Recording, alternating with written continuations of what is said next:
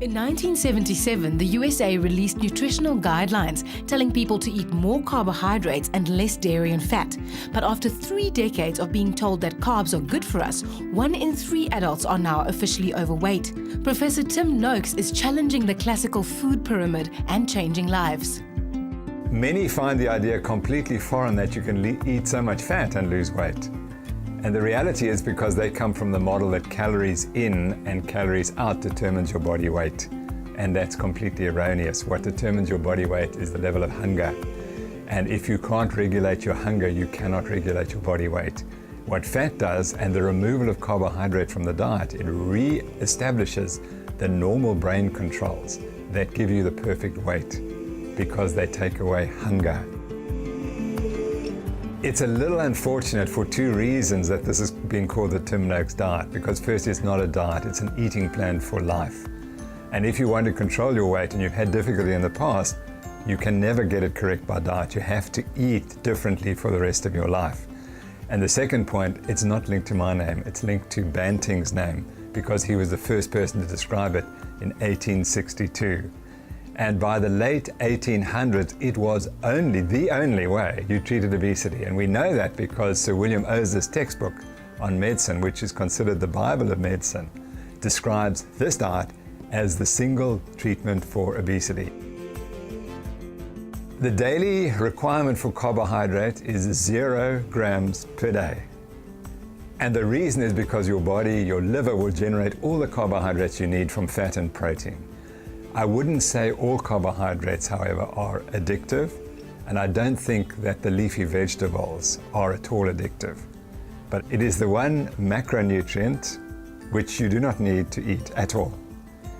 Carbohydrates can only be used to do one of 2 things. You either use them as energy fuel, and you need to use them very quickly. You can, because we have very small body storage capacity, so we can store them and then use them.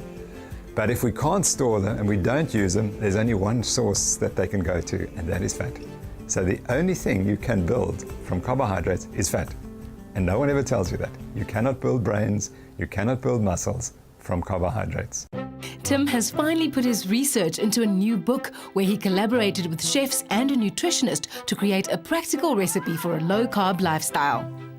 This new book was the idea of Jono Proudfoot, the chef, and he drove it completely. And it is a recipe book. And I wrote the science because I had the option finally to put down the basic truths about nutrition and look at the science behind the eating change that occurred in 1977.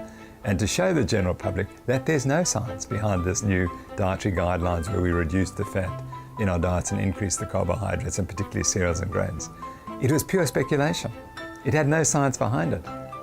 So I embraced the book because it gave me this opportunity to produce a definitive statement on why the dietary guidelines from 1977 are completely unscientific. So what's on the menu if bread and pasta are off? A low-carb diet is full of vegetables, good proteins, and you don't have to worry too much about fats. There's a growing acceptance of this eating plan globally.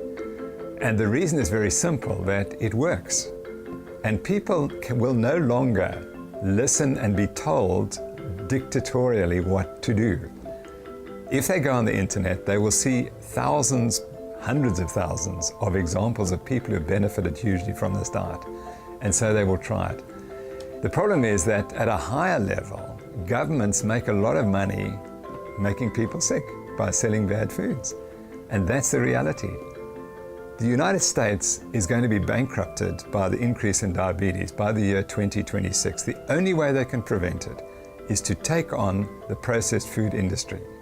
And very few governments have got the courage to say, so far and no further. The goals of the book are to show that you can lose weight eating fabulous food that is not only nutritious, but is incredibly tasty. And that's the key, because it is a recipe book largely. The second aim is to change the eating plan of every South African, one meal at a time. So we see this as a pioneering revolution in South Africa that's going to lead the rest of the world.